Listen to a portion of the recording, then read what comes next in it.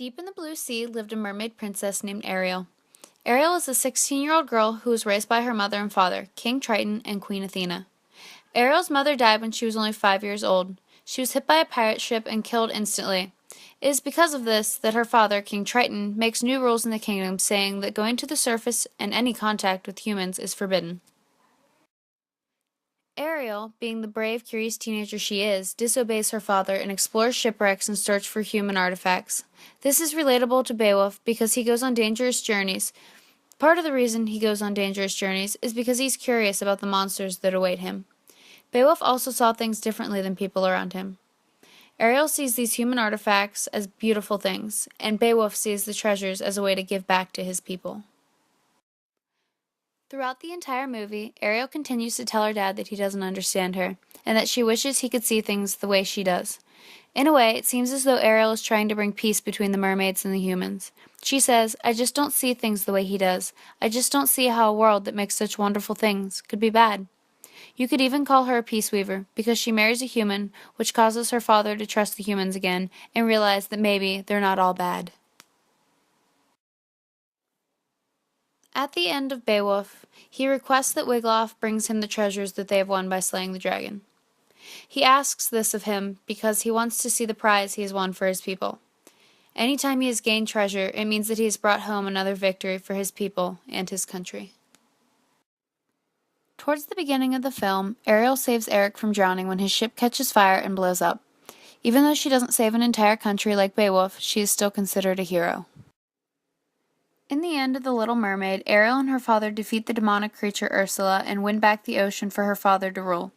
She also gets to become a human and marry Prince Eric. In Beowulf, to keep his kingdom safe, he dies slaying a dragon and wins his country back for his people, keeping it safe for all eternity. Throughout Beowulf, many recurring scenes are set much like any other forms of literature and entertainment we see today.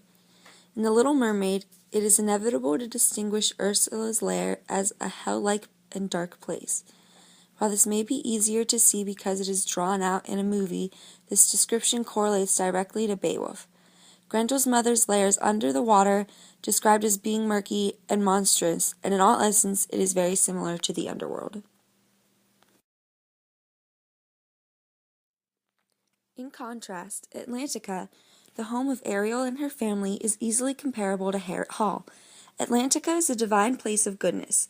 It is sacred to Ariel's people, and more importantly, it holds the throne of a great king, King Triton, who is comparable to King Hrothgar, the beloved king of Denmark. One could even embark to claim that Harrot Hall and Atlantica are much like heaven, their rulers essentially being God. Another archetype constantly used would be the cave. In Beowulf, the cave stands for something most likely dark and unknown to the soldiers. While the result could be pleasant or not so pleasant, a cave is full of secrets and wonder. In The Little Mermaid, Ariel's grotto is a cave full of human-made treasure that she longs for. Her cave and the gleams of light that seep in from above symbolize her hope and her lack of knowledge about what being a human truly is. The sea is much like Beowulf's home, Geatland. This place is familiar, and Ariel and Beowulf seek constant adventure. Beowulf wishes to leave for his eternal glory when he faces Grendel. Ariel wants her legs and wants a new perspective on life. Thus, Denmark and the land are as equally related. They hold a new challenge for both characters as they embark on a different part of their journey.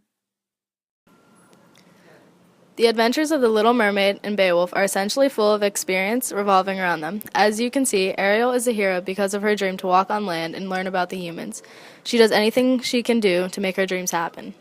During the movie, she is very mischievous and gets herself and friends into trouble. She has to fight for her life and for her loved ones while also defeating her enemy Ursula. Ariel then has to deal with the consequences of disobeying her father's wishes to get what she wants. Ariel's mentors are Flounder and Sebastian, who are also her best friends, who watch out for her and try to keep her safe. Flounder is the one who is easily scared and likes to stay on the safe side, while Sebastian looks out for her in fear of her father's wrath. He tries to demand her around, but because she's so stubborn, she usually ignores them both and continues on her journey. The protector Triton is Ariel's father and also the king of Atlantica. He doesn't trust any humans because of the death of his wife. Because of his fear, he forbids Ariel from going near land, but she defies him. The devil figures in the movie are Ursula's henchmen. They represent the darkness or evil. They follow Ariel and tempt her, like the devil, to see Ursula. The villain Ursula is the half octopus, half human villain who looks for revenge on King Triton because he banished her from Atlantica. She goes after his daughter Ariel and tricks her into thinking she is helping her by taking Ariel's voice and in return giving her legs, but she's actually making a deal with the devil.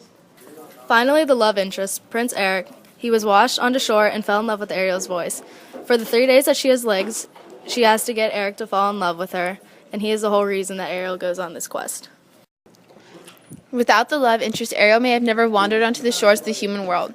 In this picture, Ariel is reaching towards the light, which symbolizes her fantasy world that she views as a much happier and more positive place. Much like how, in Beowulf's world, they describe the land that was once terrorized by Grendel as a brighter place where God's bright beacon appears, and light is seen as good.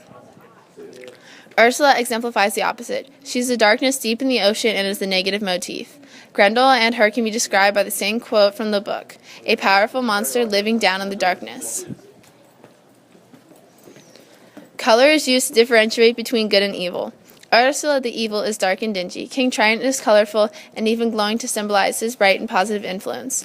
The same color techniques are used in Beowulf when describing Grendel with words such as dark, while Beowulf and other good guys are described with words like glittering and glowing.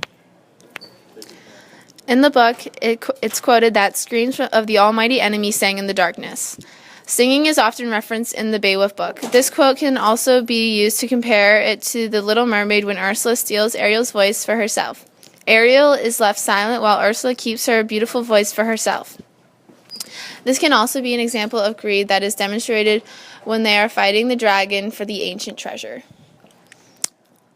Ursula is in her deep lair in the ocean with her mythical and magical possessions, like the crystal ball, and is planning to destroy the king's party, a plot similar to that of Grendel's, where he attacks whenever he hears joy, singing, and celebration. He also lives in a dark mythical type area underneath a swamp. In the movie The Little Mermaid, Triton is the king of the sea and is also Ariel's father. He is seen as the all-knowing and serves as a god for their undersea kingdom.